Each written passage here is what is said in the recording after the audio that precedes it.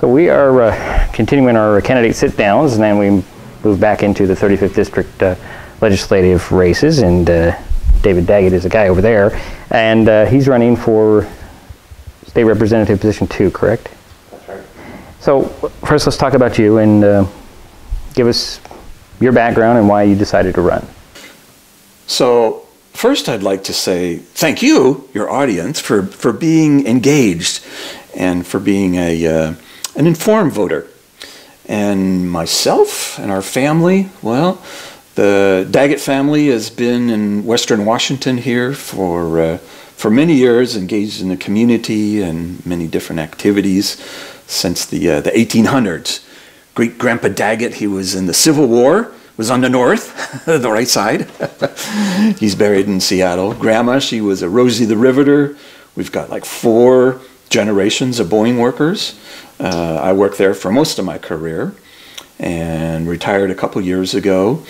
Moved back to the family house here on Hartstein Island.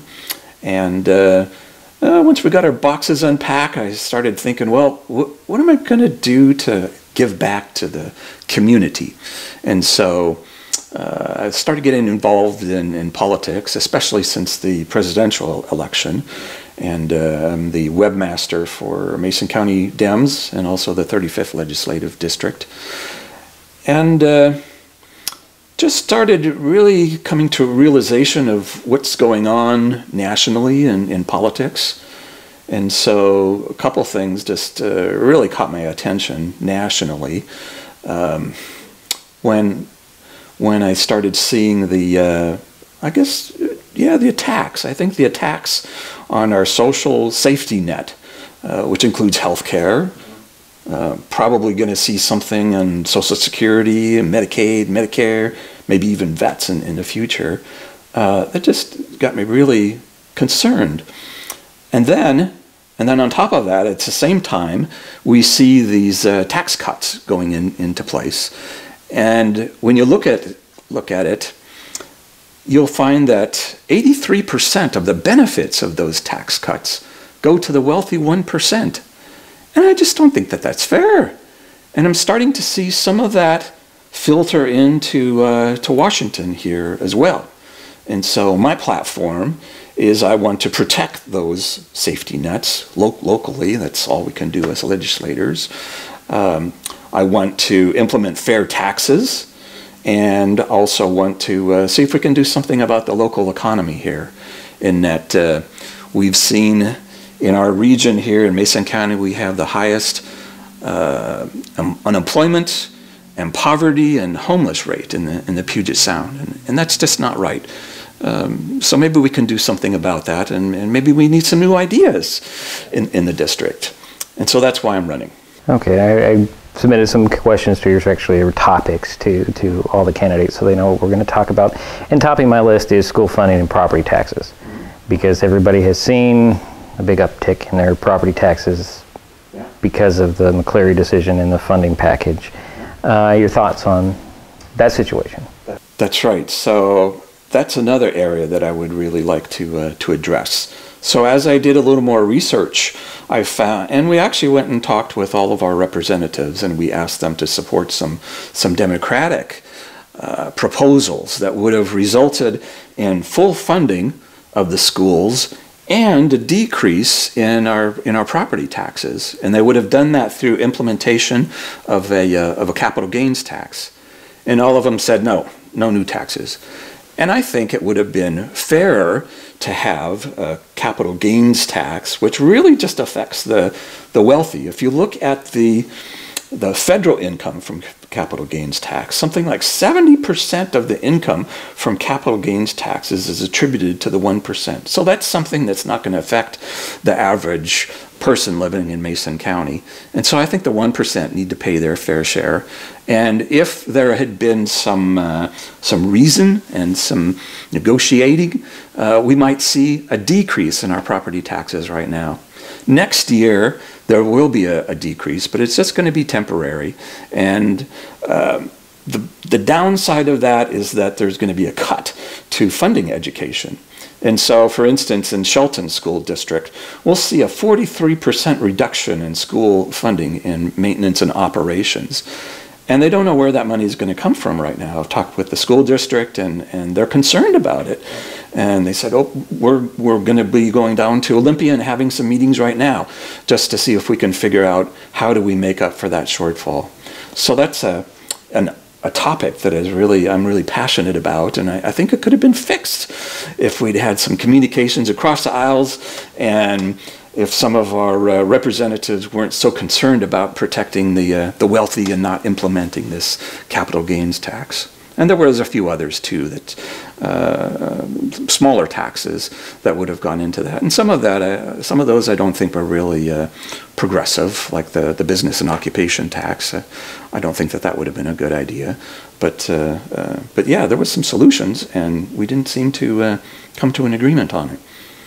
So on the lines of staying with the schools, teacher salaries, there's been some controversies in some districts over the regionalization of the salaries. Do you see that as an issue, or do you think that's easily fixed? Well, I understand the average teacher salary is about $56,000 in the district here. I also understand they'll be doing some negotiating, or it might be going on right now with the teachers union. So it's probably not an area that I should really talk much about or offer my personal opinions on. School safety. Hear about the shootings and all kinds of things going on around the nation. And I'm not going to ask you if you are in favor of arming teachers, but what are your thoughts on keeping our kids safe? So the arming the teachers, that's interesting. I used to be a teacher myself when I first got out of school.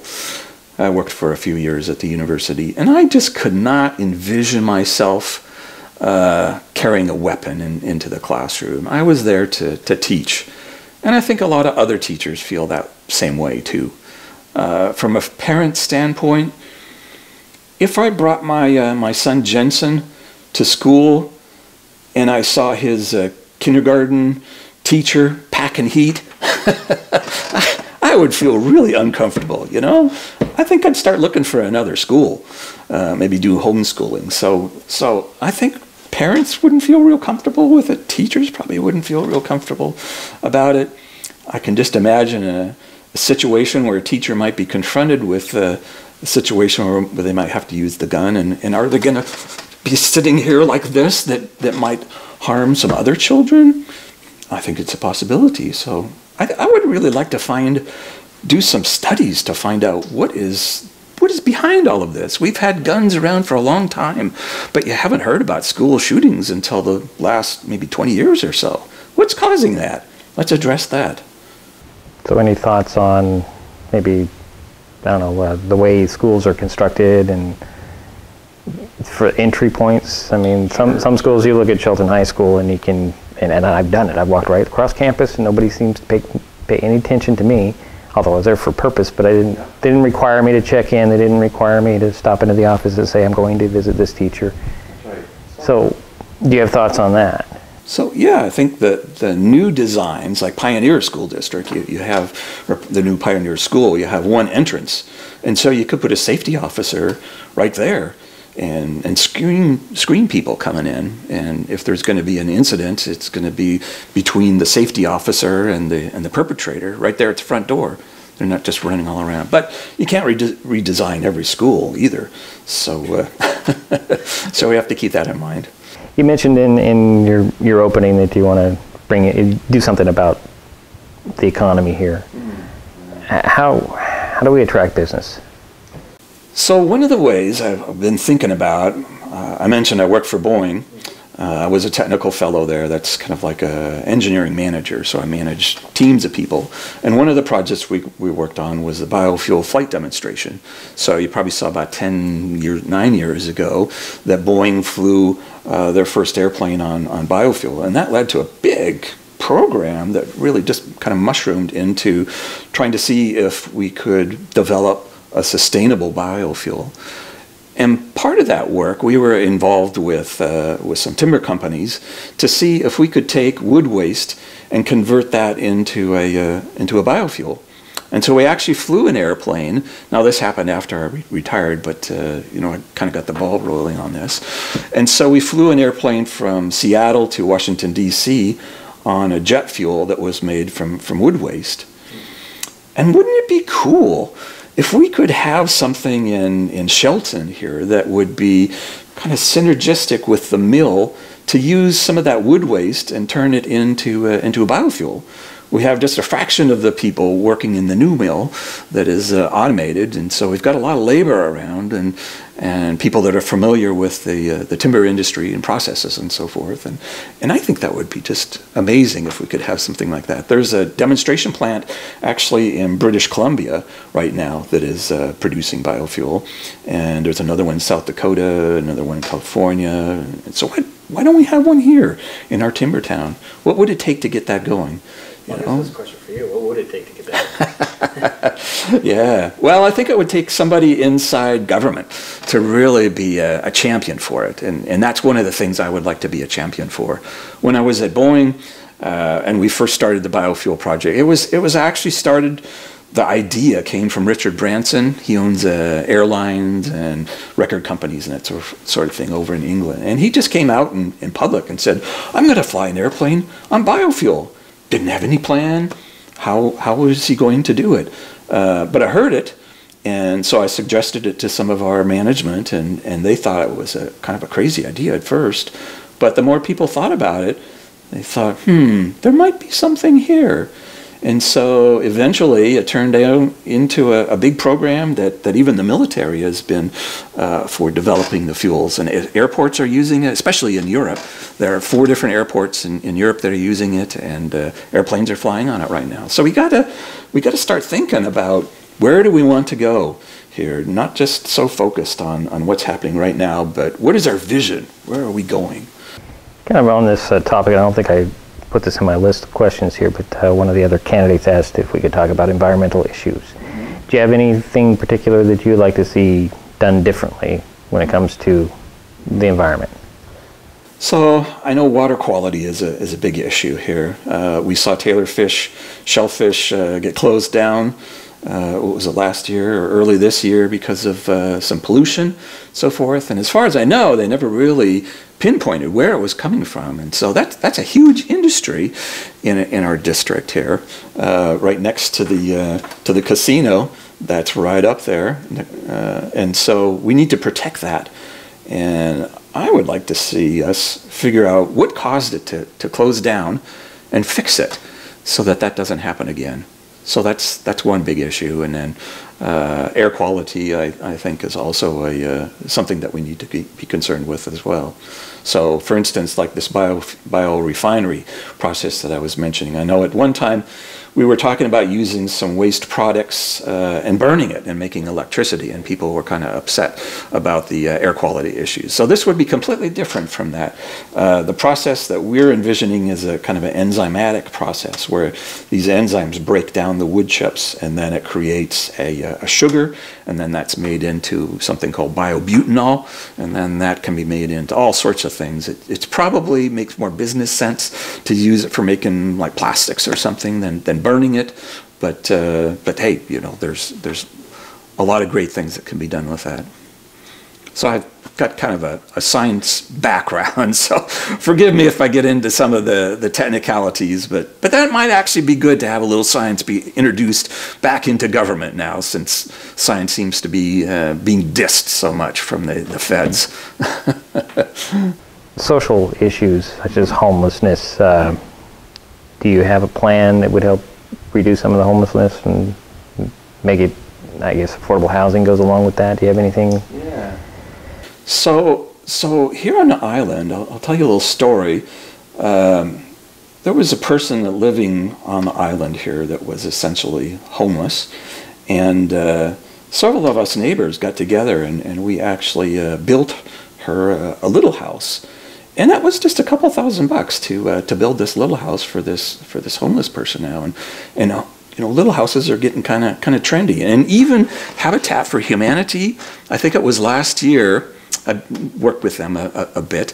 They had some of their folks building a little garden shed in the parking lot there that they were going to auction off. And Deanna Frost told me, she works there at Habitat, she was saying, yeah, by the time we got ready to deliver it, somebody was living in there. And so homelessness is a big issue here, and I think little houses could be a possible solution. One thing that I was surprised at, started doing a little investigation here, I thought it was going to be mostly veterans that were homeless. And in fact, there's a little project that's being considered here for Shelton for housing homeless vets. And according to this source anyway, it says in Mason County they think about 35 vets are homeless. But kids in Shelton District, about 10% of our kids, 429 kids are homeless. So that's just an atrocity, I think. When kids start off being homeless so young in their life, it just starts this spiral that it's really hard to get out of. So we need to support them and get them on a good footing and get them a good education and launch them. You know, that's what we're supposed to do as parents, is to launch our kids. So I would like to look at a way to get those homeless kids into some housing there. So that's one idea. And I just realized I didn't finish my thought about attracting business to the district earlier, so we're kind of going to go take a step back. I think we got, you just wanted to see the biofuel. Yeah, and so what about other kinds of businesses? How do you see us attracting different businesses into the area? Well, one thing I would like to see, and maybe this is kind of far out, but I think we need to start dreaming about what's going to happen in the future with Shelton. Right now we're seeing businesses closing. Olson's just announced they're going to be moving out of town. What a shame. Front Street is just deteriorating. The Pinecone restaurant, hopefully that will come back again. It's just sad to see it deteriorating. So we need to do something different. And what would you envision Shelton is going to look like in say 10, 20 years from now? One vision that I might have is I think when we go to visit like Port Townsend or Paulsbo, it's a town about the same size as our town, but it's a thriving little town and lots of tourists coming to visit. And what makes it attractive? We've got a lot of the same things. We're right on the waterfront here, but we don't get that many tourists here. And I think the common denominator between both of those is a port. There's a nice marina in Port Townsend, and people come there in their sailboats or go there with their RVs and then spend their time in town. They can walk to town. Paulsbo, same thing. It's got a nice little marina. We've got a marina, but it just doesn't seem to really attract a lot of people. So there was some talk about dumping sand and gravel on some of the pollution that's in Oakland Bay there to cover it up. Another option might be to dig up the pollution. So what if we could instead dig up some of that pollution, and the existing marina is they're having some deterioration issues, so they need to rebuild it. What if we dug up some of that pollution, we moved the port to where it would be really friendly for people to come in on the sailboats and spend the night and walk into town and go to a restaurant, maybe see a movie and spend a weekend? We could start to be more attractive, I think, to tourists. So that's one area that I would like to see developed. We could go on for a long time talking about things. The way I like to end these things is I want you to summarize shortly or briefly why you're the best candidate, why you want to be in that seat. Okay. So go ahead, tell us why. So when I was at Boeing, I was kind of their idea man. And yeah, some of the ideas that came up with were, as my boss would say, were kind of wacky ideas, but there were a few gems. And those gems really led to good projects at Boeing. I was in charge of the, before the 787 was a 787, it was called another name. And so I was in charge of thinking up ideas for that. And so our team came up with ideas that kind of led to the 787. And so I think I would be a good candidate because I'm kind of an idea man, and I'm not a career politician. That might be good to have a little change, some new blood in the system. And I would like to give it a try. Let's turn Shelton and Mason County around and make it prosperous. And we need some new ideas to make that happen. That was my job at Boeing, and I'd like to continue that here. Well, thanks for taking some time, Dave. Thank you.